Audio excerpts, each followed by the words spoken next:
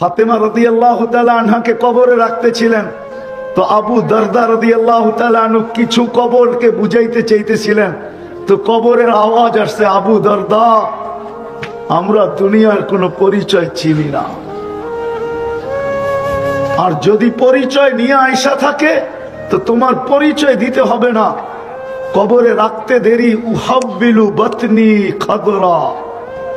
আমি কিতাবের নাম দিতেছি, ওলামা দেখলে ইচ্ছা করলে দেখা নিতে পারেন। লুবাবুল হাদিস আলা কওলিল হাসিস, জালালউদ্দিন সুয়ুতি রহমতুল্লাহ আলাইহির লেখা এই কিতাবে আছে।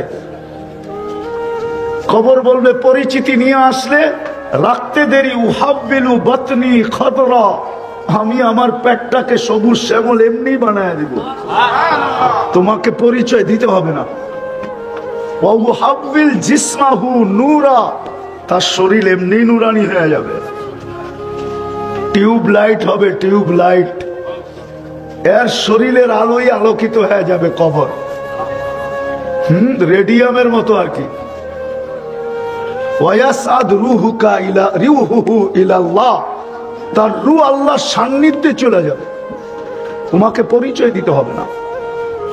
এই জন্য আজকে ভাবেন একটু, আমি শেষ জায়গায় চলে আসছি কথা, একটু ভাবেন, কেন আমি বেশি কথায় বিশ্বাসী না, অল্প কথায়ও জীবন চেঞ্জ হতে পারে। আমি প্রমাণ দিতেছি। বনি ইসরাইলের বদমাস ছিল, বদমাস, কিফিল নাম ছিল, কিফিল, ব্যভিচারে অভ্যস্ত ছিল, আর অল্প টাকায় না, ডেলি 50 থেকে 60 লক্ষ টাকা বর্তমানের খরচ করত। একদিন এক মেয়েকে নিয়ে আসছে, কামরায় ঢুকায় দিয়া বলতেছে আমি রেডি হয়ে আসতেছি। আয়সা দেখতেছে মেয়ে জারো কাতার অজরে কাঁদতেছে, ও বিরাম কাঁদতেছে। তো বলতেছে তুই কাঁদিস কেন? জোর করে তো আনি নাই, টাকা দিয়েই তো নিয়ে আসলাম, তুমি তো আমাকে আমার হাতে ধরা দিলে, তুমি তো আমার হাতে ধরা দিলে, তুমি তো আমার হাতে ধরা দিলে। এদিকে এদিকে এদিকে ধ্যান দিয়ে শুনেন, ওনার কাম উনি আইসা পড়বে, ওনারা ইশারা দিছি স্টেজে চলে আসবে, কিন্তু আপনারা ধ্যান দিয়ে শুনেন, কেননা ওয়াজ শুনতে আপনি একলা আসেন নাই, বড় হুজুরও লোকে আসছে। বড় হুজুর চিনেন? কি প্রত্যেকের সাথে একটা একটা আছে। কোরআন বলে ওয়ালাহু কারিন, উনিও আসছে। এই জন্য ধ্যান শেষ হইলেই কিন্তু উনি জিতা যাবে, আপনি হেরা যাবেন। তো বলছে তোকে তো পয়সা দিয়ে নিয়ে আসছি, কাঁদিস কেন? তো বলছে খুন কিফিল, আমি বাজারি মেয়ে না, এটা আমার অভ্যাসও না, বিপদের কারণে আমি তোর হাতে হাত দিতে বাধ্য হয়েছি, যেই কোনো বিপদের কারণে। কিন্তু কাঁদি কেন জানিস? কালকে এই চেহারাটা আল্লাহকে কি করে দেখাবো। তো কিফিল বলতেছে একদিনে তোর এই অবস্থা, আমার তো অভ্যাস, আমার কি অবস্থা হবে? বলে একটা চিৎকার দিছে, ওই চিৎকারই তওবা হয়ে গেছে। বলছে বোন তোর গায়ে হাত দিব না, টাকা দিয়া দিলাম, কিন্তু একটা অনুরোধ অবশ্যই করব, তুই চোখের পানিওয়ালা হাত দিয়ে আল্লাহকে একটু বলা দে না, আমার তওবাটা যেন কবুল করে। ওই রাত্রেই কিফিল মারা গেছে। সকালে স্বর্ণ অক্ষরে দরজায় লেখা উঠছে কদ গফার আল্লাহু লিকিফলিন, আল্লাহ কিফিলকে মাফ করে দিয়েছেন। কিতাবে লেখা আছে সমাজের প্রত্যেক ব্যক্তি ওকে কুকুর মনে করত। ও নিজেও বলতো আমি মানুষ না, আমি কুকুর। কিতাবে লেখা আছে ওর মৃত্যু সম্বন্ধে কিতাবে জাতির ভিতরে আলোচনা ছিল যে এটা মরা গেলে দাফন কাফন তো দূরের কথা, আমরা লাঠি দিয়া কোনো গর্তে ফালানোর জন্য প্রস্তুত না। আল্লাহ তাকে দিছিল আধিপত্য, পয়সা, তার এটা অভ্যাস ছিল, কিন্তু এক নারীর এক কথায় তার জীবন চেঞ্জ কেন, দুনিয়ার থেকে জান্নাতি হয়ে চলে গেছে। এই জন্য আমি বেশি কথায় অভ্যস্ত না, কথার শেষ জায়গায় চলে আসছি। একটু ভাবেন যে আল্লাহ নুন কতটুকু খাইলাম, গুণ কতটুকু গাইলাম। নুন কতটুকু খাইতেছি আর গুণ কতটুকু গাইতেছি। আজকে যে আমরা সব অশান্তিতে, কারণ কি? সারা দুনিয়ার মুসলমান অশান্তিতে, কারণ কি? মুসলমান যতটুক নুন খাইছে অতটুক গুণ গায় নাই। কি গাইছেন? একজন হাত উঠে বলেন যে আমি গাইছি। ওয়াজ শোনার আল্লাহর পক্ষ থেকে একটু কন্ট্রোল করে না। ওয়াজ শোনার জন্য আল্লাহর পক্ষ থেকে নির্দিষ্ট নির্দেশ আছে। ফাসতামিউ, দিলের কান দিয়া শুনো। আনসিতু, বিলকুল চুপচাপ শোনো। আমি কিন্তু কোরআন দিতেছি, বানায় না। এই জন্য ওয়াজ শুনতে শুনতে শুনতে শুনতে আমরা বুড়া হয়ে যাই, কিন্তু ওয়াজের কোনো রং আমাদের ভিতরে আসে না। ওয়াজের কিন্তু রং আছে না নাই? কিন্তু রং কেন হয় না? দিলের কানে শোনা হয় না, এই জন্য রং হয় না। চুপচাপ শোনা হয় না, এই জন্য রং হয় না। আর নাইলে আল্লাহ রসুলের কথা বলবে, রং হবে না। রঙের কথা তো কোরআনই আছে। এই জন্যই তো কাফেররা বলতেন লা তাসমাউ লিহাযাল কুরআন, এই কোরআন শোনো না তোমরা, তাইলে তোমাদের ভিতরে রং আসবে। রং লাআল্লাকুম তাগলিবুন, তোমরা এটাতে আকৃষ্ট হয়ে যাবে। আজকে যে আমরা যুগের পর যুগ শুনতেছি, কিন্তু ওয়াজের কোনো রং তো আমাদের ভিতরে নাই। বাংলাদেশের মতো ওয়াজ তো দুনিয়ার কোথাও হয় না। আমি দুনিয়া ঘুরা বলতেছি, কোনো মিডিয়া দেখা না। 99টা রিপোর্ট তো আমার কাছে আছে, আমি 99 দেশ দেখছি, 99 দেশের রিপোর্ট আমার কাছে আছে। এই হিসাবে তো বলতে পারি যে এরকম ওয়াজ কোথাও হয় না। কিন্তু রং হয় না কেন? কোরআন তো বলে ওয়াজ শুনলে রং চড়বে, রং। কিন্তু আমাদের সমাজে তো রং নাই। রং যদি থাকতো তাহলে 50 টাকার চুল যুবকরা 300 টাকা দিয়ে কেন কাটতো? বৌদ্ধের বাজার চুল কাটতে কয় টাকা লাগে? 50 টাকা। আর নেটে দেখা যারা চুল কাটে ওদেরটা কয় টাকা লাগে? কয় টাকা লাগে? আপনি কোনটা মানবো না, ওরটাই মানবো। কয় টাকা লাগে? কয় টাকা? আপনি বললেন না, এরাই বলো। কত লাগে নেটের দেখা চুল কাটতে? নেট স্ক্রিন টাচ নিয়ে গেলে কত লাগে? 300, ঠিক না? ওকে, একটা মানলাম, স্ক্রিন টাচ নিয়ে গেলেই 300। ঈদের সময় তো 500, 1000 লাগে। 1000-এর কমে কাটতে চায় না। তাহলে 50 টাকার চুল কেন 300 টাকা দিয়ে কাটবে? যুবকরা বলুক আমাকে যে এদের চুল কাটা দেখা, আজ পর্যন্ত চুলের ডিজাইন দেখা বৌদ্ধ বাজারের কোন মেয়ে এই মেসেজ দিছে যে I.U? বলুক।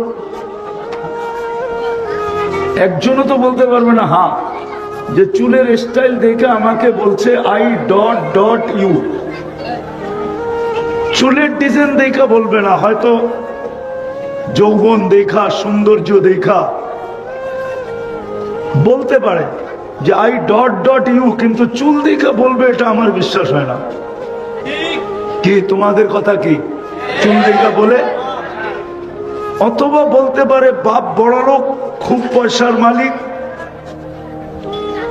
তাইলে বলতে পারে I.U। এত যুগ ধরে ওয়াজ শুনতেছি হইতেছে, কিন্তু রং নাই কেন? বোঝা গেল শোনার মতো শুনি না। শোনার মতো যদি শুনতাম আমার ওয়াজ কিন্তু এখনো শুরু হয় নাই। শোনার মতো যদি শুনতাম তাহলে ওয়াজের রং আমার ভিতরে লাগবে না, এটা হইতেই পারে না। কেননা কোরআন তো বলে এটা রং আছে, নাইলে কাফেররা কেন বলতো লা তাসমাউ লিহাদাল কোরআন, কোরআন শুনো না তোমরা, যদি শুনো তাহলে তোমরা পরাজিত হবে, পরাজিত। তোমাদের ভিতরে রং চলে আসবে, রং। আমি মুসলমান হয়ে আমার ভিতরে রং নাই কেন? এই জন্য হাত জোর দরখাস্ত, বিলকুল চুপচাপ আজকে দিলের কানে শুনবো। রাজি? হ্যাঁ, যদি পারি তো ডাইনে বামের আওয়াজগুলা পর্যন্ত বন্ধ করি, কেননা কোরআনে আছে আওয়াজ করো না, আনসিতু, বিলকুল চুপ। আরেকটা অনুরোধ করব, যারা দাঁড়ায় আসি জায়গা আছে একটু বৈশা পড়লে ভালো হয়, কেননা বৈশা ওয়াজ শুনলে যেরকম দিলে লাগে দাঁড়ায়া শুনলে এরকম দিলে লাগবে না, আর যে বলবে তার কাছেও ভালো লাগবে না। তো যেটা বুঝাইতেছিলাম, ওয়াজ কিন্তু শুরু হইতে চলছে, বেশিক্ষণ হবে না, অল্প সময় হবে। ধ্যান দিয়া শুনলে আশা করি বুঝে আসতে পারে। ও আরেকটা কথা বলে নেই, আমার কথায় কিন্তু কোনো সুর হবে না, এই জন্য যত ধ্যান দিবেন তত দিলে গাঁথতে পারে, আর ধ্যান না দিলে দিলে গাঁথবে না। আমি একটা প্রশ্ন দাঁড়া করব, প্রশ্নই মনে করেন।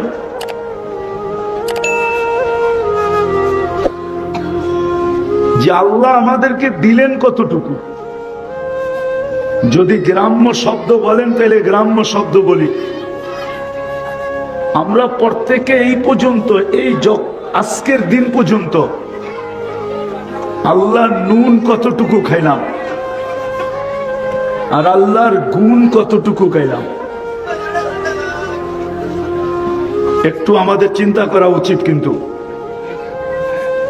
বা আল্লাহর নুন কতটুকু খাইলাম, আল্লাহর গুণ কতটুকু খাইলাম, বা বলেন আল্লাহর নুন কতটুকু খাইতেছি,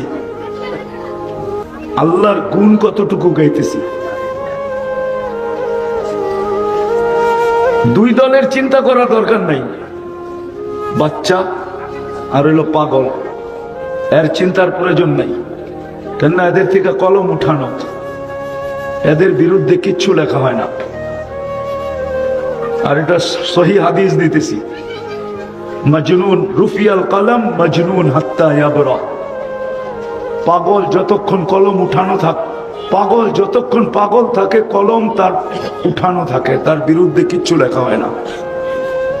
আর বাচ্চা সবই হাত্তা ইয়াবলুগ, বাচ্চা যতক্ষণ পর্যন্ত প্রাপ্ত বয়স্ক না হয় ততক্ষণ পর্যন্ত কিছু লেখা হয় না। বাকি আমাদের চিন্তা করা উচিত যে নুন কতটুকু খাইতেছি আল্লাহ, আর গুণ কতটুকু গাইতেছি। আজকে যে আমার দুরবস্থা, প্রত্যেকের জীবনের দুরবস্থা আছে, ঠিক না? না নাই? দুরবস্থাহীন কোনো মানুষ আছে? আজকে আমার দুরবস্থার যে অভিযোগ আমি সারাদিন করি, কেন করি? আমার জীবনে তো অভিযোগ আসার কথা ছিল না। আমি কোরআন দিয়ে দেখাবো, কিন্তু যাকে আল্লাহ মুসলমানের ঘরে নিজে অস্তিত্ব দিছেন, ওর জীবনে তো দুঃখ আসার কথা ছিল না। এটা লেখা নাই যে ওর পর জীবনে দুঃখ আসবে। সাথে সাথে যাকে আল্লাহ উম্মতে মুহাম্মদী হিসাবে নির্বাচিত করলেন, ওর জীবনে তো অভিযোগ আসার কথা ছিল না। কোরআন দিতেছি আমি, ওর জীবনে অভিযোগ আসার কথা ছিল না। যাকে আল্লাহ মুসলমানের ঘরে অস্তিত্ব দিছেন প্লাস উম্মতে মুহাম্মদী বানাইছেন, ওর জীবনে দুঃখ আসার কথা ছিল না। দুঃখের অভিযোগ ছিল, হওয়ার কথা ছিল না ওর জীবনে। হ্যাঁ, হইতে পারতো, বস্তু নাই এটা আমি মানি, যে বস্তু নাই, গায়ে কাপড় নাই, পায়ে জুতা নাই, মাথা গুছার ঠাই নাই, পেটে ভাত নাই, হত দরিদ্র, এগুলা হইতে পারে, কিন্তু দুঃখ হবে এটা আমি মানি না। যাকে আল্লাহ মুসলমানের ঘরে জন্ম দিয়েছেন, কেননা কোরআন বলে আনতুমুল আলাউনা, তোমরা সবার উপরে, তোমাদের উপরে কাউকে চাইতে দিব না।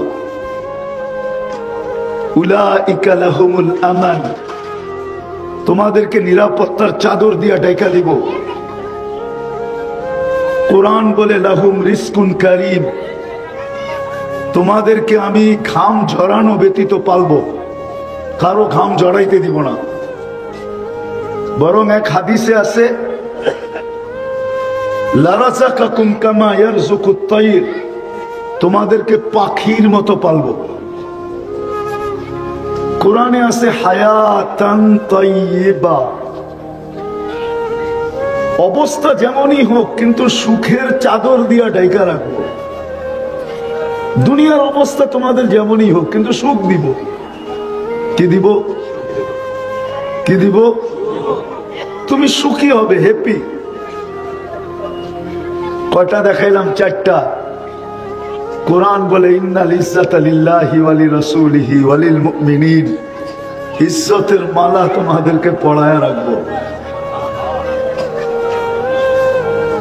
বলেন আজকে একটাও নাই। এই জন্যই আমি চিন্তিত করতে চাইতেছি আপনাদেরকে। বদ্দার বাজার মানুষ একটু কান পাইতা শোনেন, ওয়াজ তো ডেলি হবে না, আজকেই হবে, কালকে আর এখানে ওয়াজ হবে না। কেননা আল্লাহর ভাবতে হবে কেন, চিন্তা করতে হবে কেন, এটাই বুঝাইতে চাইতেছি। যার কাছ থেকে আসছি তার কাছে চলে যাব। হয়তো 60-70 বছরের জন্য আপনাকে ইচ্ছা স্বাধীনতা দিচ্ছেন আল্লাহ, আমি মানি। আপনি যেমন খুশি তেমন চলতে পারেন, কিচ্ছু বলবে না। নাইলে এটা দিল আল্লাহ, এটা কে দিছে? সাজাইছে কে? কে দিছে? সাজাইছে কে? এটাকে সাজানো আসছিল? মার পেটের থেকে তো নিশ্চয় আসছিল। আল্লাহ তো বলে মার পেটের থেকে তোকে যখন বাহির করছি তুই নিশ্চয় ছিলি কুনতা মিসকিনা, তোর মতো অসহায় কেউ ছিল না। ফাকাত তাতাহাররাক, তুই একটু নড়াচড়া করতে পারতি, হাত পাও গুলা একটু লড়াইতে পারতি। বাচ্চা তো জন্ম নেওয়ার পরে অনেক দিন পর্যন্ত হাতটা রাখতেও পারে না। বাচ্চার হাতটা তো বালিশে রাখতে হয়। কি ডাইরেক্ট রাখতে পারে আমাদের মতো? পাও ডাইরেক্ট রাখতে পারে লম্বা করে? আল্লাহ তো বলে এটা তোর চিত্র ছিল। যদি বোঝেন তাহলে ঢাকায় শব্দ বলি, তুই তো মাসখানিক ছিলি এরকম চেনগুলা করে রাখলে যেরকম এরকম ছিলি। চেনগুলা বোঝেন? মনে হয় বোঝেন না আপনারা। বোঝেন? চাইরো হাত পা উপরে উঠায় এরকম করে রাখলে এটারে কয় কি? এটা ঢাকায় শব্দ আর কি। আল্লাহ বলে তো তোকে এই অবস্থায় অস্তিত্ব দিছি, সাজাইলো কে? আল্লাহ বলে নিশ্চয় ছিলি, নিশ্চয়। ফালা লাকা সিল্লুন তাক্তা, দাঁত তোর ছিল না, কোত্থেকে কাটবে। ওয়ালা লাকা লিসানুন তানতিক, জিহ্বা ছিল কিন্তু বাকশক্তি ছিল না। ওয়ালা লাকা উযুনুন তাসমা, কান ছিল শ্রবণ শক্তির কার্যকারিতা ছিল না। ওয়ালা লাকা আইনুন তানদুর, চক্ষু ছিল কিন্তু দৃষ্টি শক্তির কার্যকারিতা ছিল না। ওয়ালা লাকা আকলুন তুমাইয়িজ, মগজ ছিল ভালো মন্দ বুঝার ক্ষমতা ছিল না। ওয়ালা লাকা কলবুন তাতাফাক্কার, দিল ছিল কিন্তু চিন্তা কি জিনিস তুমি জানতে না। ওয়ালা লাকা ইয়াদুন তাফতিশ, হাত ছিল কিন্তু ধরার ক্ষমতা ছিল না। ওয়ালা লাকা রিজলুন তামশি, পাও ছিল চলার ক্ষমতা ছিল না। আমা কুনতা সাগীরা, তুই কি এতটুক ছোট ছিলি না? আমা কুনতা গায়ীফা, তুই কি দুর্বল ছিলি না? আমা কুনতা জাহিলা, তুই কি অজ্ঞ ছিলি না? এই তো তোর চিত্র কে সাজাইলো? যুবক, পায়ে হাত রাখি, যদি ইচ্ছার স্বাধীনতা না দিত তো তুমি স্ক্রিনশট দিয়ে চুল কাটতে, আর সারা দিন রাত নেটের ভিতরে যা মনে চায় তা দেখতে, আর ইউরোপিয়ান স্টাইলে তুমি চলতে। মুসলমানের ঘরে অস্তিত্ব দিল, উম্মতে মুহাম্মদী বানাইলো। ইচ্ছা স্বাধীনতা দিচ্ছেন বিদায় যেমন খুশি তেমন চলা সম্ভব। আল্লাহ চিনেন কাকে বলে? শিক্ষিত তো বটে এখানে সব, আজ পর্যন্ত তো 99 নামের অর্থ একজনও দেখে নেয়। দেখছেন কেউ? হাত উঠে বলেন দেখি যে আমি দেখছি। তা আপনি আল্লাহ চিনবেন কোত্থেকে? ইচ্ছার স্বাধীনতা দিছে বিদায় যেমন খুশি তেমন চলতে পারি। নাইলে আল্লাহ আল্লাহ আল্লাহ শুধু আল্লাহ না, এক একটা সিফত, এক একটা গুণ। যেমন সরকারি অফিসের সামনে, অফিসারদের অফিসের সামনে নামও লেখা থাকে, পদবিও লেখা থাকে, ঠিক না? হ্যাঁ কি? অনেক কামরার সামনে যায় তো পেশাবো বেরিয়ে যেতে চায়, ঠিক না? পদবি দেখা, ঠিক না? মনে হয় বুঝি না, বুঝাইতে পারি না, ঠিক না? আল্লাহ নিজের পরিচয় দিছে 99 নাম দিয়া, যে চিন আমি কেটা, আমি কে চিন। মনে চায় আপনাদেরকে গাফফার সাহেবের বাসায় কথা বলতে। আব্দুল গাফফার সাহেবের চিনতেন? উনি তো সোনারগাঁর সন্তান ছিল, ঠিক না? ছোটবেলায় আমিও অনেকবার ওনার ওয়াজ শুনে গেছি সোনারগাঁ থেকে। বাল্লার তো ঢাকায় স্টাইলে বলতো তো, আবার মাঝে মাঝে হাত গুটাইতো। আল্লাহ দেহটা যেরকম দিছিলেন কথার স্টাইল এরকম ছিলেন। চিনেন নাকি চেয়ারম্যান সাহেব? হ্যাঁ, যেমন দেখো তেরকম কথার বয়স, ঠিক না? আমাদের বড় ফেভারেট ছিল, যেখানে ওয়াজ হয়তো চলে যেতাম শুনতে ছোটবেলা। আল্লাহ ওনারকে জান্নাতের উঁচা থেকে উঁচা মাকাম নসিব করুন। মনে চায় আপনাদেরকেও গাফফার সাহেবের বাসায় কথা বলতে। না, এখন কি আর সোনারগাঁও ওই সোনারগাঁও আছে? এখন তো সারা দুনিয়ার মানুষ এসে বেড়ে গেছে, ঠিক না? আগে তো এত বাইরের লোক ছিল না, ছিল নাকি? আজ থেকে 30-40 বছর আগের কথা বলতেছি, ঠিক না? তো যেটা বুঝাইতেছিলাম, আল্লাহ তো চিনি না।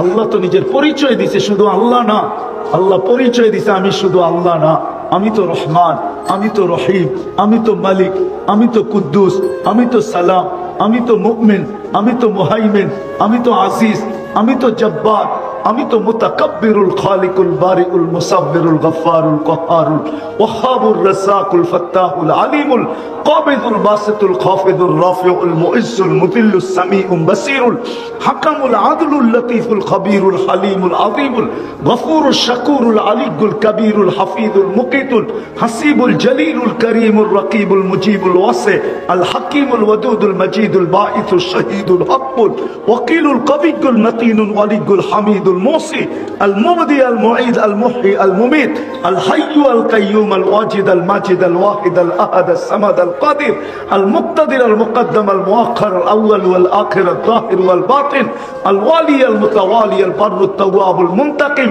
العفو الرؤوف مالك الملك ذا الجلال والإكرام المقسط والجامع والغني والمغني المانع الدار النافع النور الهادي البديع الباقي الوارث الرشيد الصبور জাল্লে জালালু, আমি 99 পদের মালিক আল্লাহ। ইচ্ছা স্বাধীনতা দিছি বিদায় যুবক যেমন খুশি তেমন চলে। সারাদিন নুন খায় আল্লাহর, নুন কার খান? হ্যাঁ, আঙ্গুল দিয়া দেখাবো কি খাইলাম, ওটা তো বাদেই দিলাম। ওটা টানতে গেলে সময় আর হবে না আমার কাছে। নাইলে মন চায় আমার জাতিকে আমি দিল ফাইরা বুঝাই, দিল ফাইরা। আমার মন চায়, কেননা দুনিয়া তো এতটুকু বলতে পারবে না যে তুমি আমাদেরকে বুঝাও নাই কেন। 7 মহাদেশ চষা শেষ, কিন্তু এখন ভাবতেছি আমার জাতি যেন আমাকে না বলে তুমি আমাদেরকে বুঝাও নাই কেন। আজ পর্যন্ত যে আমার অস্তিত্ব যেখানে দাঁড়ায় আছে, এই পর্যন্ত কতটুকু নুন খাইলেন? এই জন্যই তো আল্লাহ কোন এক জায়গায় বলেন, এই শব্দ তো আল্লাহর জন্য বলা যাবে না, যে বড় আফসোস করে বলেন, বড় পরিতাপের সাথে বলেন, এই শব্দ আল্লাহর জন্য ব্যবহার করা যাবে না। যদি চাইতো তাইলে বলতাম, কিন্তু ওলামারা আঙ্গুল উঠায় দিবে যে আল্লাহকে এটা বললা তো বললা কি করে। কিন্তু কথাগুলা বড় ব্যথালা, এই জন্যই তো বলে একটু ভাবিস না কেন, আমা কুনতা মা আম্মাহিনা, তুই কি নিকৃষ্ট পানির ফোঁটা ছিলি না? ফামান জাআলাকা দামা, তোকে রক্তে রূপান্তরিত কে করলো? ওমান জাআলাকা মুদগা, তোকে রক্তপিণ্ডতে রূপান্তরিত কে করলো? ওমান জাআলাকা ইদামা, তোর কঙ্কালটা কে তৈরি করলো? ওমান কাসা আলাইহি লাহমা, এত সুন্দরভাবে গোশত আর চামড়া, এত সুন্দরভাবে চামড়ার গোশতের আবরণ কে চড়াইলো? যে যুবক আজকে তোমাকে দেখা অনেকে উড়না নিয়ে গলায় ফাঁস নিতে চায়, কে চড়াইলো এরকম সুন্দরভাবে গোশত আর চামড়ার আবরণ? কে? হ্যাঁ, মানো না মানো না, কে চড়াইছে? এত সুন্দর ফিগার তোমাকে কে দিছে? গঠন কে দিছে? ওলামা মানবে না মনে হয়। গঠন দিয়ে আল্লাহ নিজেই ভালোবাসা ফেলছে। মাঝে মাঝে হয় না, নিজে বানায়া আবার নিজেই বলে এত সুন্দর কেমনে।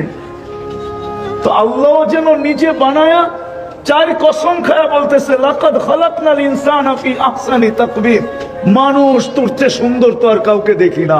এত সুন্দর হইলি কি কইরা? আজকে তোমার কাছে মেসেজ দিতে চায়, 14 তারিখে তোমার পিছে ফুল লইয়া ঘুরতে চায়, কে দিল তোমাকে সুন্দর এই চামড়ার আবরণ? কোনদিন ভাবছো এটা কি নুন না? হ্যাঁ, তোমাকে যে যৌবন দিল, কে দিল? এটা কি নুন না? যদি তৃতীয় লিঙ্গ বানায় দিত তাহলে কি করতা? কি করার ছিল? কিছু করার ছিল? হ্যাঁ, তৃতীয় লিঙ্গ হইলে কি হইতো? খালি মানুষ হাত থাপড়াইতো, ঠিক না? তোমাকে কে ফুল দিত? তাইলে তো ওই কবিতাই সত্য হইতো। জানি না কবিতা বুঝবেন কিনা। গরিব ঘুরে দ্বীপ জেলো না, ফুল দিও না কেউ ভুলে। তো জীবনে তো ভুলেও কেউ তোমারে ফুল দিত না, দিত?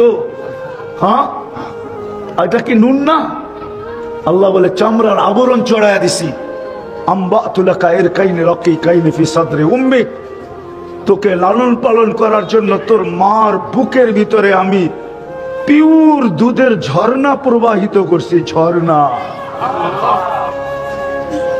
পাহাড়ে ঝর্ণা হয় পাহাড়ের কান্না দ্বারা, মার বুকে ঝর্ণা হয় দুধের আল্লাহর কুদরত দ্বারা। এই জন্যই তো কবি বলছে, পাহাড়ের ঝর্ণা দেখে, পাহাড়ের কান্না দেখে তোমরা আমায় ঝর্ণা বলো। ওটা পাহাড়ের কান্না, আমাদের মেশকাতের হাসিয়া আছে, ওটা পাহাড়ের কান্না। আর মার বুকে যে ঝর্ণা আসে ওটা কুদরতের ঝর্ণা। সারা দুনিয়া পিওর 2 নম্বর খায়, সব বেজাল খায়, সমস্ত মারা এখন বেজাল খায়। আল্লাহ বলে খাওয়া যত পারিস খাওয়া, কিন্তু আমি কুদরতি দুধে কোনোদিন ভেজালের ছোঁয়া লাগতে দিব না। এর চেয়ে বড় নুন কি? একটু আগে তো দেখাইলাম আল্লাহ সাজাইলেন, তো নুন কি খাইলাম এটা আমি বাদেই দিলাম। আল্লাহ বলে নুন কিটা কতটুকু এখন খাও, আর তুমি আল্লাহর গুণ কতটুকু গাও। একটু চিন্তা করি, আজকে যে অশান্তিতে কারণ এটাই, নুন কতটুকু খাই, গুণ কতটুকু গাই। নাইলে শান্তিতে থাকার সমস্ত আসবাব তো আমাদের বাড়িতে আছে না? নাই কি? নাই? বৌদ্ধের বাজারের কোন ঘর এরকম আছে যেই ঘরে সুখে থাকার সমস্ত আসবাব না আছে? কম বেশি তো আছে না? নাই? হ্যাঁ, তারপরও সুখ নাই কেন?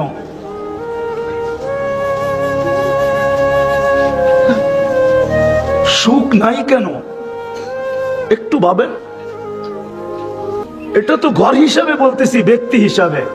দুনিয়া হিসাবে ভাবেন, আজকে মুসলমান সুখে নাই কেন? সারা দুনিয়াই তো মুসলমান অসুখী, সারা দুনিয়াই তো মুসলমানের চোখের পানি ঝরতেছে। কোন দেশের মুসলমানের চোখের পানি ঝরে না বলেন? শুধু ফিলিস্তিন? ফিলিস্তিন তো আজকে আসলো, ঠিক না?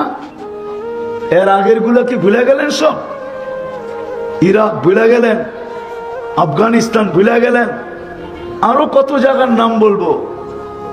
কিছু জায়গার নাম বললেও বিপদ আছে, এই জন্য বলতেছি না। সারা দুনিয়াই তো মুসলমান নির্যাতিত। কি কেন একটু চিন্তা করেন না? ওয়াজ তো শরীয়তপুরে এসে শোনাবে আপনাদেরকে, আমি চিন্তা দিয়ে যেতেছি। চিন্তা একটু চিন্তা করেন যে আল্লাহ নুন কতটুকু খাইলাম, কতটুকু খাইতেছি, গুণ কতটুকু গাই,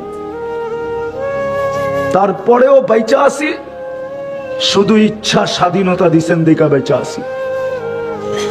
তারপরও বেঁচে আসি শুধু বন্ধুর অঙ্গীকারের কারণে বেঁচে আসি। বন্ধুর সাথে দুটা অঙ্গীকার ছিল, একটা মরণ লগ্নের অঙ্গীকার, যখন বন্ধু দুনিয়ার থেকে যে চলে যেতেছেন, এই এক্ষণ চলে যাবেন, তার আগ মুহূর্তে যখন চোখ দিয়া পানি ভায়া ভায়া পড়তেছিল, তখন জিবরিল জিজ্ঞাসা করছে সারা জীবন কাঁদছেন, এখন কাঁদেন কেন?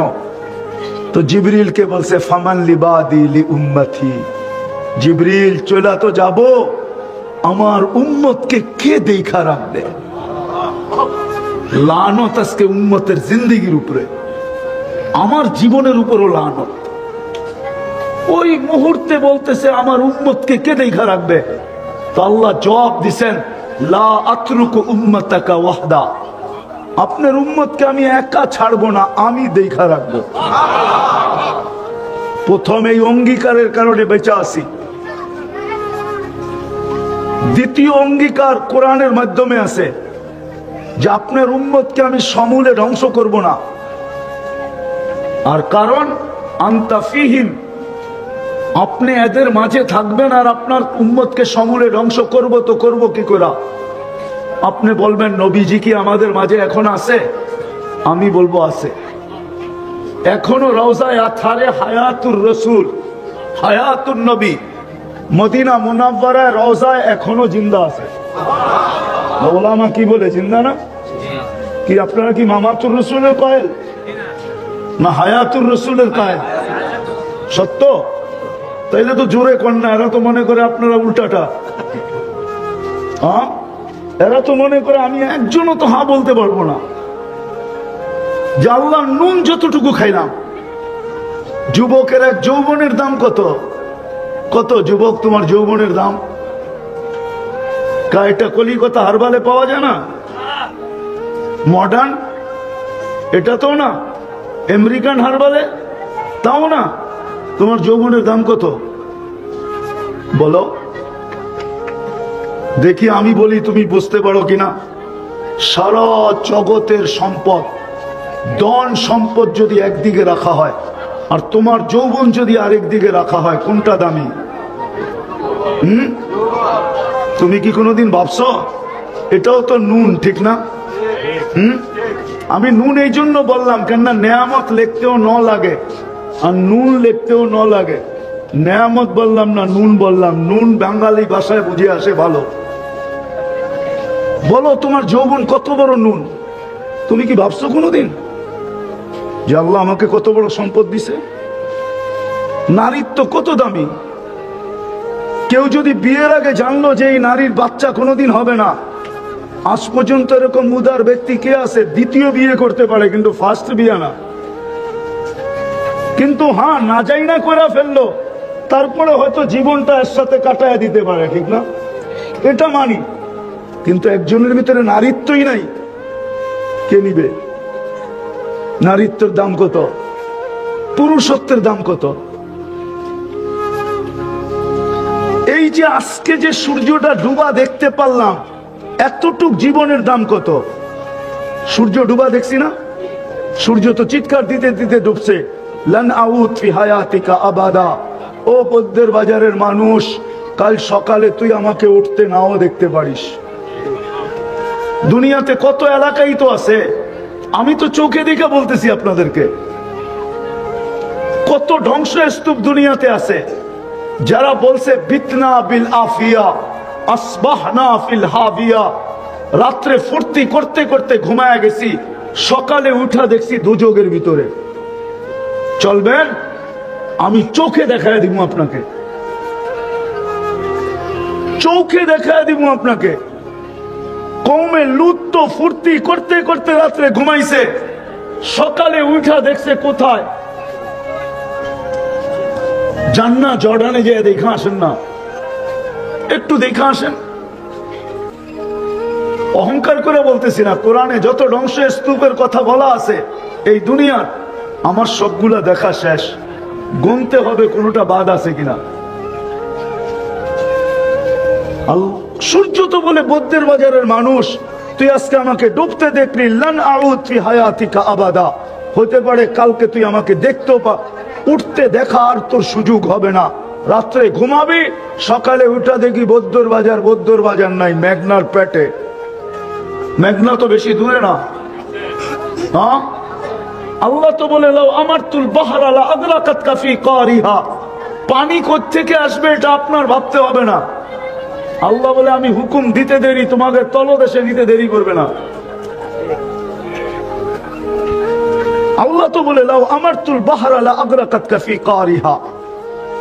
বিদা আমি আজকে বুঝাইতে চাইতেছি আপনাদেরকে, ভাবাইতে চাইতেছি যে নুন কতটুকু খাইলাম, গুণ কতটুকু গাইলাম, কতটুকু নুন খাইতেছি, কতটুকু গুণ গাইতেছি। শুধু অশান্তি অশান্তি অশান্তি যে চিৎকার দেই, কেন দেই? চলেন আরেকটাই চলে আসি, নুন বাদ দিলাম। আল্লাহ বলে উম্মতে মুহাম্মাদি, ডেলি তোদেরকে আমি 5 বার মালা নিয়ে ডাকি। কয়বার? কে ডাকে? কে ডাকে? আল্লাহ তো চেয়ারম্যানের চেয়েও ছোট, ঠিক না? কার চেয়ে ছোট? প্রধানমন্ত্রীর থেকে ছোট তো, প্রেসিডেন্টের থেকে। আরে আল্লাহ তো ছোট, কারো না কারোর থেকে ছোট হইব, ঠিক না? আল্লাহ কত বড়। আমি সৌরজগৎ পড়াইতে আসি না, আপনারা বুঝবেনও না, পড়াইলে বুঝবেন না। এটার জন্য আমার ইউনিভার্সিটিতে যেতে হইব পড়াইলে। তাহাদিসে নেয়ামত বলতেছি, কত বড়। আপনি যে আল্লাহু আকবার বলেন, চিনেন আল্লাহু আকবার কত বড়? কত বড় আল্লাহ। কার পায়ে আপনাকে ডেলি ডাইকা সেজদা করতে দিতেছে? দুনিয়ালাদের কাছে গেলে তো ঘুরতে ঘুরতে জুতা শেষ হয়ে যায়, আল্লাহ তো ডেলি ডাইকা কুদরতি পায়ে আনতেছে। আস-সাজিদু ইয়াসজুদু আলা কদমাই রহমান, সেজদাকারী আল্লাহর কুদরতি পায়ে সেজদা করে। ইদা সাজাদাল আবদ ইরতাফা বাইনাহু ওয়া বাইনার রহমান, ইরতাফা আল হিজাব বাইনাহু ওয়া বাইনার রহমান। যখন সেজদায় যায় তো তার আর আল্লাহর মাঝের পর্দাগুলোকে সরা যায়। মুসাল্লি ইউনাজি রব্বা, নামাজি আল্লাহর সাথে কথা বলে, আল্লাহর সাথে। বুখারীতে আছে মুসাল্লি ইউনাজি রব্বা। আর যখন কথা বলে তো পাশের থেকে ফেরেশতায় বলে লাউ ইয়ালামু হাদা লাউ ইয়ালামুল মুসাল্লি মান ইউনাজি। এই নামাজি যদি জানতো কার সাথে কথা বলে, মানতাকালা ইলা ইয়াউমিল কিয়ামা, কিয়ামত পর্যন্ত লাঠি দিয়া বাইরেও রেখে উঠাইতে পারতো না। প্রমাণ দিমু, চেয়ারম্যান সাহেব স্বীকার করব, রমজান মাসে আমাদের প্রধানমন্ত্রী ইফতার পার্টির ইফতার পার্টি করেন, বিভিন্ন ব্যক্তিদেরকে নিয়ে, সাধারণদেরকে নিয়েও করেন, ঠিক না? আর যাদেরকে ইফতার পার্টিতে ইনভাইট করে অনেকদিন আগে কার্ড পাঠায়, ঠিক না? আর যখন ওইখানে ঢোকে তখন একবারে খায়ালে তাড়াতাড়ি বাইরেতে চায় না কেউ, যতক্ষণ থাকতে পারি অতক্ষণই তো সেলফি চলতে থাকবে, ঠিক না? না খায়ালে দৌড় দেয়। তো যদি সামান্য দুনিয়ার প্রধানমন্ত্রীর কাছে যায়, যদি খালি গুরগুর গুরগুর করতে থাকে আর সেলফির লেগা, আল্লাহর কাছে কুদরতি পায়ে মাথা রেখা দিছে, তাই ফেরেশতাদের কথা তো সত্যই, কিন্তু আমাদের ভিতরে তো অনুভূতি নাই। আরেকটা বললে তো ওলামা মানবে কিনা জানি না, কেননা আমরা তো হইছি মশারির তলে, বর্তমান উলামা যারা এরা সব হইছে হাসপাতালে, ঠিক? তো এরা তো ওই মেশিন দেখছে, ঠিক না? টেকনোলজি দেখছে, ঠিক না? রাগ হয়ে যান না, কিন্তু ভালো মতো শুনেন। কিন্তু আমি আমার ছেলেদেরকেও বলি, যে তোমরা আমার চেয়ে বেশি বোঝো, কারণ আমি হয়েছি মশারির নিচে। আমার যুগে তো আর হাসপাতাল ছিল না, ঠিক না? তো যে মশারির নিচে হয়েছে আর যে হাসপাতালে হয়েছে, বেশি কার বুঝার কথা? যে হাসপাতালে হয়েছে তারই তো বুঝার বেশি কথা, ঠিক না? এরা হয়েছে টেকনোলজির যুগে, বেশি বুঝে। এই জন্য আগেই বইলা হইতেছি, ওলামা পক্ষে নাও হইতে পারে, এই জন্য বলতে চাই না, কেন আমরা হয়েছি তো মশারির তোলে। আর এখনকার যারা, এরা সব হয়েছে হাসপাতালে, এরা আমাদের চেয়ে বড় বড় মুহাক্কিক। আমি তো ভাবি ওনাদেরকে মুজাদ্দিদ বললেও কম হবে, ওনারা বড় বড় মুজাদ্দিদ। এই জন্য মাঝে মাঝে বলতে চাই না, নাইলে জাতির দিলে লাগতো। যা কাজকে বইলেই ফেলি, জামলে তা হোক, ঠিক না? মুসা আলাইহিস সালাম আল্লাহকে জিজ্ঞাসা করছে, আল্লাহ আমার সাথে কথা বলেন, আর কারোর সাথে কথা বলবেন? তো আল্লাহ বলে, মুসা তুমি কোথায়, আমি কোথায়? তুমি মুসা আলাইহিস সালাম বলে, আমি পদদেশে, আপনি হইলে চূড়ায় হবেন। তা আল্লাহ বলে, বাইনি ওয়া বাইনাকা হিজাব, তোমার আমার মাঝে 70,000 পর্দা। আনা ওয়ারা আল হিজাব, আমি পর্দার ওই পারে, তুমি এই পারে। কিন্তু মুসা শোনো, সাতাতি উম্মাতুন, এক উম্মত আসবে যারা আমার সাথে কথা বলবে। জিজ্ঞাসা করছে কখন বলবে? ইদহুম ইয়াসজুদ, যখন এরা সেজদায় যাবে। তো বলতেছে আগেরটা শোনো, এরা যখন কথা বলবে, ফালা হিজাবা বাইনি ওয়া বাইনাহুম, এদের মাঝে আমার মাঝে কোনো পর্দাই থাকবে না। আমার লোকে কথা তো পর্দা দিয়ে হয়, এদের সাথে কথা পর্দা ছাড়া হবে। আর এটা যুক্তিতেও আসে। আচ্ছা বলেন তো, আমাদের নবীজি মেরাজে যায়া পর্দার মধ্যে কথা বলছে না পর্দা ছাড়া? কি বলে? পর্দা পর্দা। তো যখন আমাদের নবীজির সাথে আল্লাহ পর্দা ছাড়া কথা বলছে, তো উম্মতের সাথে পর্দা দিয়া কথা বলে তো বলে কি করা? কেননা উম্মতের ইজ্জত তো নবীর কারণে, ঠিক না? আমরা তাহলে যুক্তি তো আসে যে এটা সত্য। তো আমি যেই জায়গার থেকে বাহির হয়ে গেছি, দুটা বাদেই দিলাম। আল্লাহ বলে ডেলি 5 বার ডাকি, তোমরা কয়জন আসো? কে ডাকে? কে ডাকে? শুধু আল্লাহ। সাথে যোগ করে নেন, 99 পদের মালিক আল্লাহ ডাকে। কোন আল্লাহ? 99 পদের, 99 পদের বলেন পুরাটা, 99 পদের মালিক আল্লাহ। আল্লাহ ভালো মতে বলেন, আল্লাহ যতবার বলবেন 40 নেকি লেখা হবে। এই উম্মত 1 নেকি দিয়া জান্নাতে যাবে, 1 নেকি দিয়া।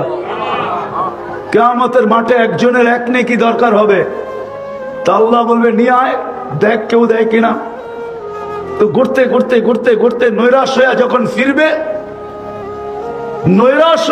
ফিরবে, ঘুরতে ঘুরতে শেষ চলে আসছি। বৃষ্টি আমিও দেখতেছি, আবার চলেও যেতে পারে, চিন্তা করেন না।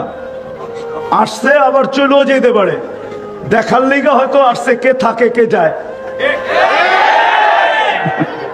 আমিও শেষ জায়গায় আছি, কি জানি বলতেছিলাম ভুলে গেছি। 1 নেকি দিয়ে জান্নাতে যাবে, আল্লাহ বলে নিয়ে আস। তো ঘুরতে ঘুরতে কারো কাছে পাবে না। ফিরত যখন আসবে তো অপরিচিত একজন ডাকবে, তোর চেহারার এই দুরবস্থা কেন? আপন জনের কাছে বললাম কাম হয় নাই, তুমি তো চিনি না, কি কাম হবে? বইলা দেখ না। তো বলে 1 নেকি লাগবে, 1 নেকি। তো জ্যাবেরতে বাড়ি করে বলবে, ল 1 নেকি, জান থেকে 1 নেকির লিগে চেহারার এই দুরবস্থা। ও তো খুশিতে খুশিতে ছুটতে ছুটতে আসবে। আল্লাহ জিজ্ঞেস করবে এত খুশি কেন? 1 নেকি নিয়ে আসছি। কারে এই মাঠে তোরে নেকি দিল কে? আপনি কি এই মাঠে একা, আর কেউ নাই? এখন তো পায়া ফেলছে না পাস, এখন তো বাপ আসবে, ঠিক না? যেরকম যুবক যৌবন পায়া বাপ চলে আসছে, ঠিক না? হাঁটলে একরকম, মোটর সাইকেলে আর একরকম, ঠিক না? আর যদি পিছে কেউ থাকে তাহলে তো কোনো কথাই নেই। চার্জ যে কেমন হয়েছে এটা ওই বলতে পারবো, যে ফুলের উপরে আবার ফুল হয়ে গেছে। তো পাবে চলে আসছে। তা আল্লাহ বলে যে নেকি দিছে ওরে ডেকে নিয়ে আয়। তাইসা বলবো চল আল্লাহ ডাকে। দূরে আসিলাম, ভালো আসিলাম, নেকি দিয়ে তো বিপদে পড়লাম। আল্লাহ জিজ্ঞাসা করবে নেকি দিলি কেন? বলবো আমার কাছে তো আছেই একটা, আমার কি কামে লাগবো? ভাবলাম কিয়ামতের মাঠে এটা নষ্ট করে কি লাভ, ওর কাজে লাগতেছে, দিয়া দিলাম। একটু ভাব নিয়া বলবে আর কি। তা আল্লাহ বলবে আমার চেয়ে বড় দাতা হইতে চাস তাই না, খুশ বিয়া দিয়া আখিকা, দুইজনে দুইজনের হাত ধর, চল জান্নাতে। আমার চেয়ে বড় দাতা হইতে দিব না। আল্লাহ বললে 40 নেকি পাবেন। বিদায় আজকে ভাবেন, শেষ জায়গায় চলে আসছি। আজকে ভাবেন যে নুন খাইলাম কতটুক, গুণ গাইলাম কতটুক, খাইতেছি কতটুক, গাইতেছি কতটুক, ডেলি ডাকতেছে আসতেছি কতটুক।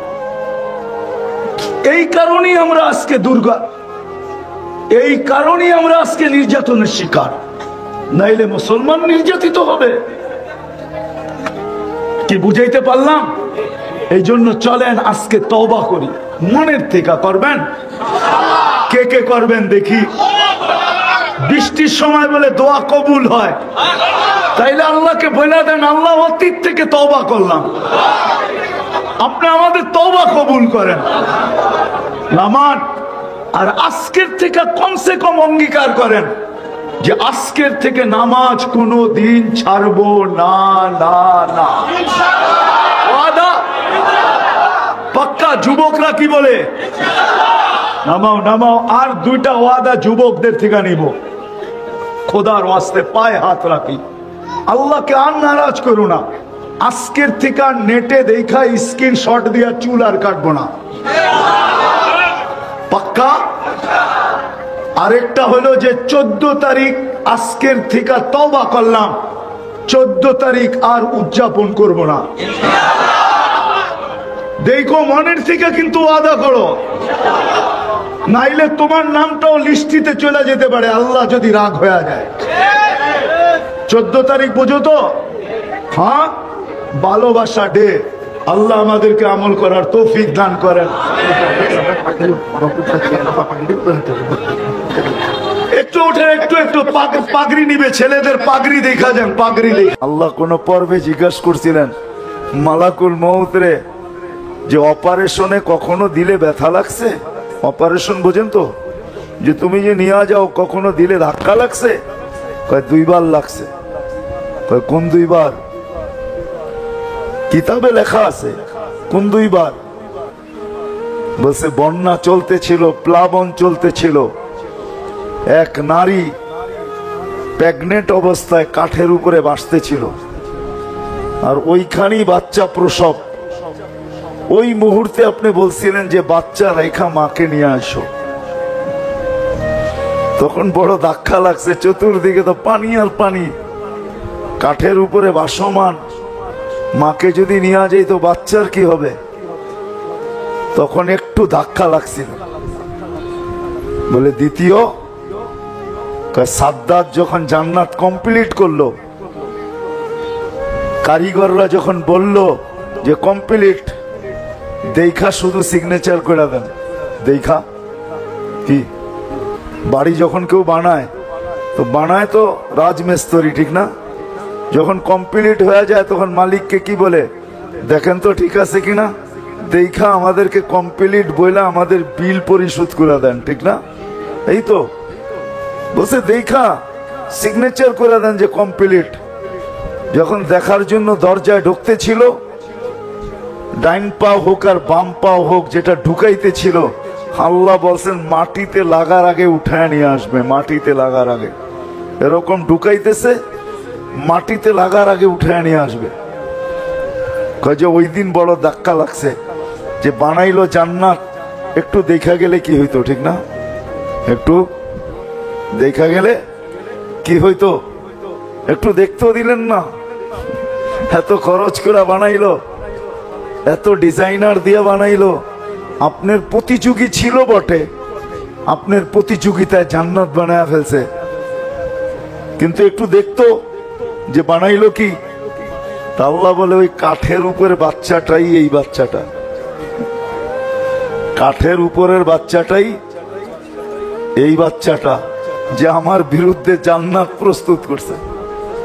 এটা আলাদা আলোচ্য বিষয় চলে যাবে, কিন্তু আমি বুঝাইতে চাইতেছি, উঠায় নিয়ে যাবে, পিছনে কি এটাও দেখবে না, সামনে কি এটাও দেখবে না। হুকুম হবে, সীমা রেখায় পা দিবে, উঠায় নিয়ে চলে যাবে।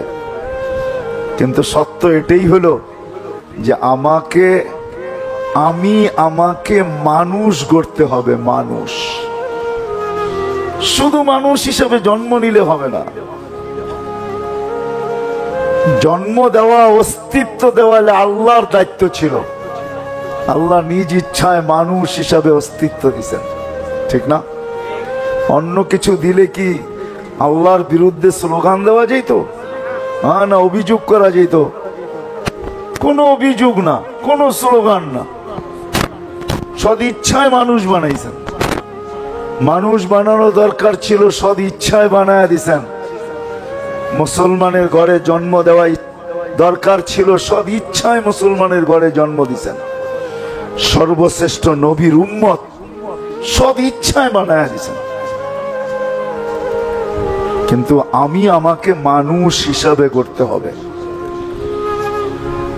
যদি আমি এই কথা বিশ্বাস করি যে আমি আল্লাহর কাছে যাব, আর আমরা সবাই আল্লাহর কাছে যাব, যে আল্লাহর কাছে যাওয়াকে বিশ্বাস করে রব্বে কাবার কসম, তাকে নিজেকে মানুষ হিসাবে গড়তে হবে।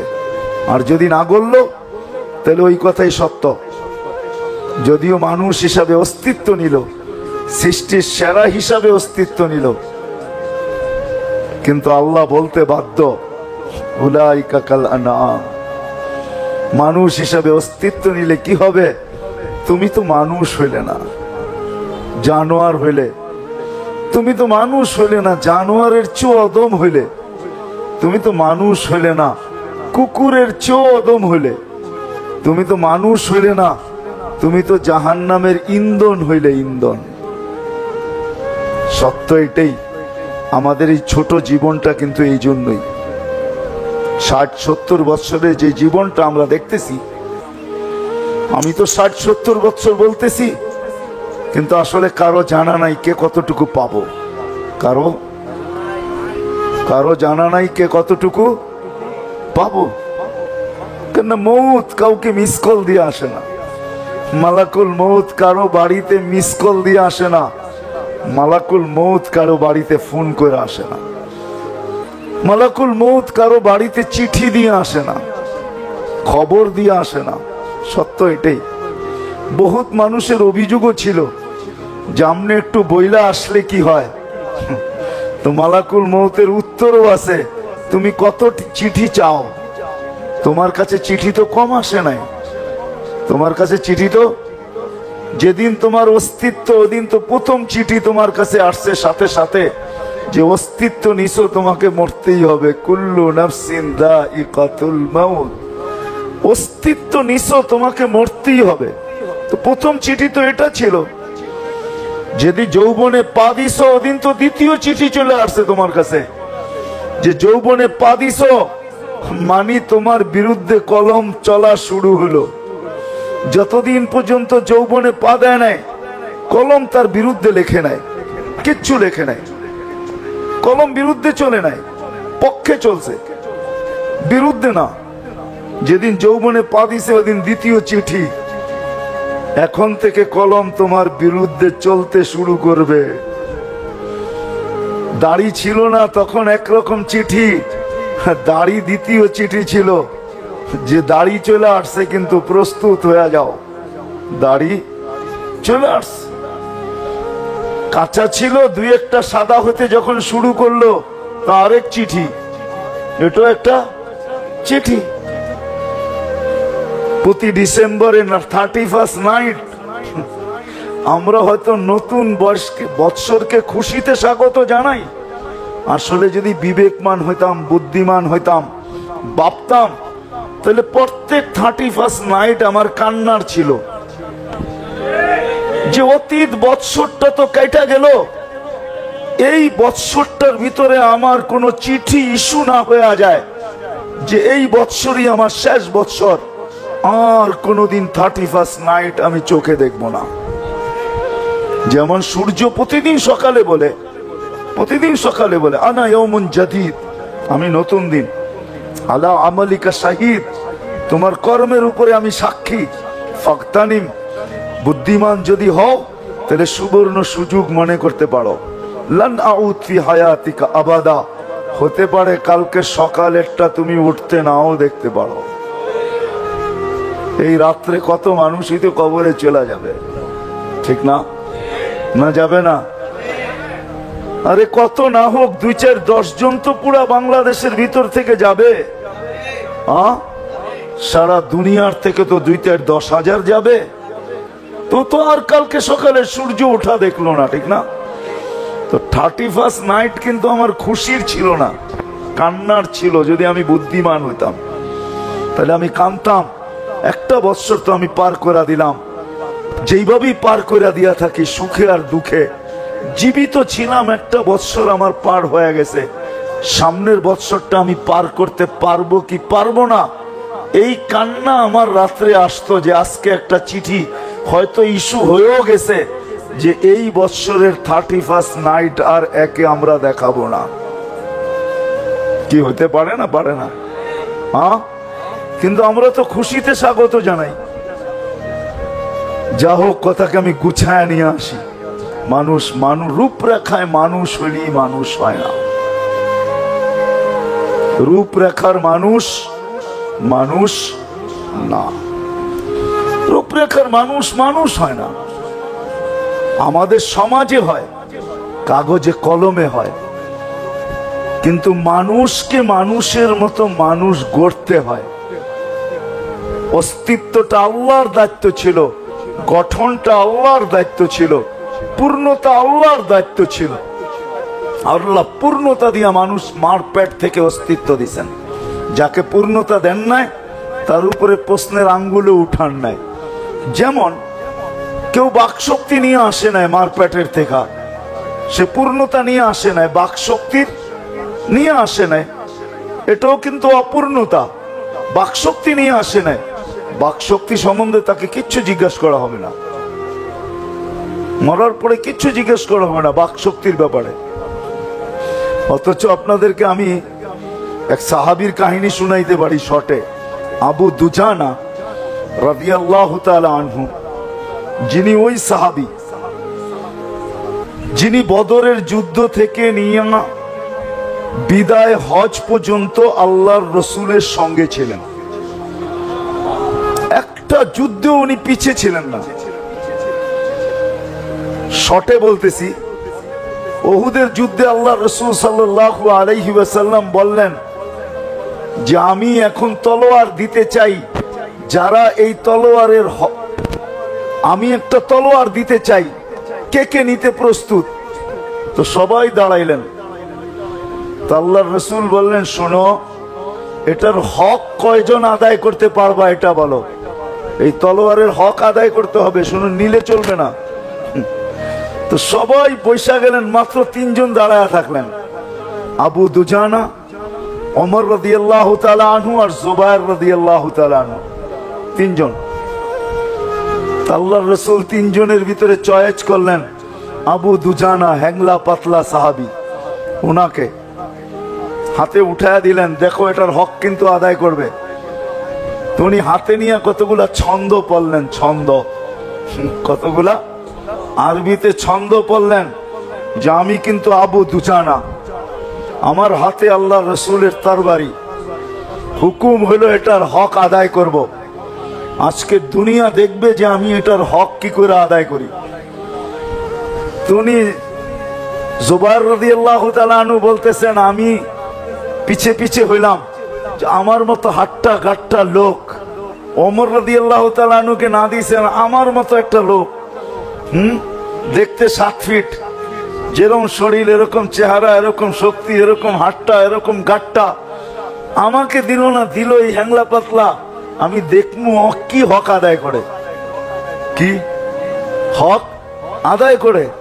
বাস উহুদের ময়দানে নামলেন, এক চুটে 2,500 থেকে 3,000 পুরা সফ যেখান দিয়া ঢুকলেন, শেষ মাথায় যায় থামলেন, এর আগে থামলেন না। মক্কার মেয়েরা কাফেরদের পক্ষে ছন্দ পড়তেছে, ছন্দ। আর ছন্দ যে সবচেয়ে বেশি, যার আওয়াজ সবচেয়ে সুন্দর, আবু সুফিয়ানের স্ত্রী হিন্দা, সে পড়তেছিল। আর সবাই তার সাথে সুর মিলাইতেছিল। সে বলতেছিল, শোনো, কাফেরদেরকে বলতেছিল, শোনো, আমরা কিন্তু তারকার মেয়ে। তারকার মেয়ে বোঝেন? তারকা যেরকম সুন্দরী, আমরা এরকম সুন্দরী, আমরা তারকার মেয়ে বলা চলে। আমরা তারকার মেয়ে, আমরা তারকা, আমরা তারকার মেয়ে। আমাদের গায়ের থেকে সুঘ্রাণ বাহির হইতেছে, আমাদের ওড়নাগুলা মুক্তা দিয়া খচিত আছে। যুদ্ধে যা হয় সৈন্যকে উৎসাহিত করার জন্য। তোমরা যে যে আগে বাড়বে আর মুসলমানদেরকে হত্যা করবে, আমরা তার গলায় লাগাবো, তাদের গলা, আমরা তাদের গলায় লাগবো। আর যদি ভাইগা গেলা তো আমরা তোমাদেরকে ছাইরা দিব, তো ছাড়িয়া দিব না, শুধু জুতা পিটা করে তোমাদেরকে ছেড়া যাব। আবু দুজানা রাদিয়াল্লাহু তাআলা আনহু যায় হিন্দার মাথার উপরে তরবারি রেখে দিছে, কিন্তু কতক্ষণ পরে তরবারিটা সরায় আনিছেন। তো জুবাইর রাদিয়াল্লাহু তাআলা আনহু বললেন, এত বড় সুযোগ ছেড়া দিলা? তুমি জানো এটা কার তলোয়ার? এটা আল্লাহ রসুলের তলোয়ার। মহিলার গায়ের উপর রক্ত দ্বারা এটাকে কলুষিত করব? দুর্বলের রক্ত দ্বারা এটাকে কলুষিত করব? এই জন্য নামায়া দিছি। তারপরে ওইখান থেকে যখন ফিরে আসতেছিলেন, তো মক্কার ভিতরে একজন বড় বাহাদুর ছিলেন, বাহাদুর, বড় বাহাদুর। আমাদের থাকে না কুস্তি বীর, সে সর্বলাইনে বীর ছিল, বীর হিসাবে খেতাব। তো যখন এর সামনে পড়ছে, তো কাফেররা থাইমা গেছে যে এ করে কি দেখি, মুসলমানও থাইমা গেছে যে আজকে আদু দুজানা করে কি দেখি। আল্লাহ রসুলের তলবারি হক কিভাবে আদায় করে। আবু দুজানা রাদিয়াল্লাহু তাআলা আনহু সামনাসামনি হয়েছে, দুদিকে কিন্তু সবাই থামা, দেখে এই দুইজনের কি ঘটে, ঠিক না? তারপরে আগে চলবে। কাফেরও থেমে গেছেন, মুসলমানরাও থেমে গেছেন। তো চলতেছে তরবার চালানি। কিন্তু ওই বীর যে মক্কার, সে প্রথম তরবারি চালাইছে। আবু দুজানা রাদিয়াল্লাহু তাআলা আনহুর কাঁধের ভিতরে একটু জখম হয়ে গেছে। তা আবু দুজানা রাদিয়াল্লাহু তাআলা আনহু যখন দ্বিতীয়বার তরবারি চালাইছেন, তো ওরে এইখান দিয়া তরবারি দিয়া দুই টুকরা করে দুই দিকে ফেলাইয়া দিয়েছেন। তো জুবাইর রাদিয়াল্লাহু তাআলা আনহু বলেন যে আমার বুঝে আসছে কেন আল্লাহর রাসূল একে তরবারি দিছে। তো উনি ইয়ামানে শহীদ হইছেন, মিথ্যা নবীর বিরুদ্ধে যায় লড়তে যায়, যুদ্ধে ইয়ামামা বলে এটাকে, ওই যুদ্ধে উনি শহীদ হয়েছেন।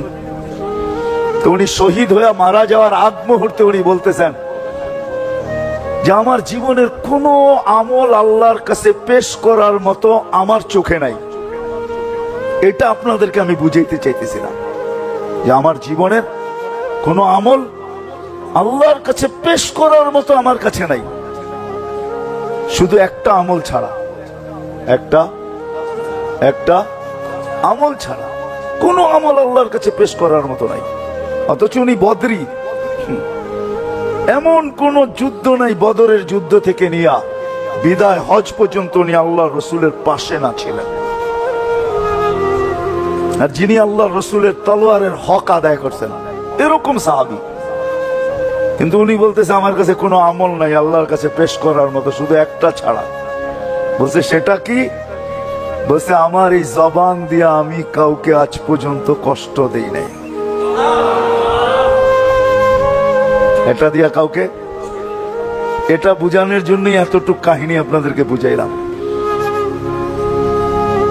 আমি জবান দিয়ে কাউকে কষ্ট দেই নাই, জবান দিয়া কাউকে কষ্ট দিই নাই, জবান দিয়া কাউকে কখনো কাউকে কোনো কটু কথা বলি নাই, কষ্ট দিই নাই। হইতে পারে এই আমলটাই আমার কাজে লাগবে। তো মানুষ নিজেকে মানুষ গড়তে হয়, জন্ম নিলেই মানুষ হয় না, নিজেকে মানুষ গড়তে হয়। বাকি আল্লাহর করণীয় আল্লাহ কমপ্লিট করছেন। যেটা বুঝাইতে বুঝাইতে এই পর্যন্ত আসছিলাম যে আল্লাহ অস্তিত্ব দিছেন, যার জবান নাই এখান থেকে, যার বাক শক্তি নাই এখান থেকে বাহির হয়ে গেছে। যার বাক শক্তি নাই তার বাক শক্তির কোনো হিসাবও নাই, হিসাবও নাই। যার শ্রবণ শক্তি নাই তার কোনো শ্রবণ শক্তির হিসাব নাই। আল্লাহ যাকে পূর্ণতা দেন নাই তার থেকে যেটা দেন নাই ওটার হিসাব নিবেন না। কিন্তু আল্লাহ মেহেরবানি করে আমাদেরকে মার পেটের থেকে পূর্ণতা দিয়ে অস্তিত্ব দিছেন, আবার এই পূর্ণতাকে আনতে আনতে এক পর্বে নিয়ে আসছেন।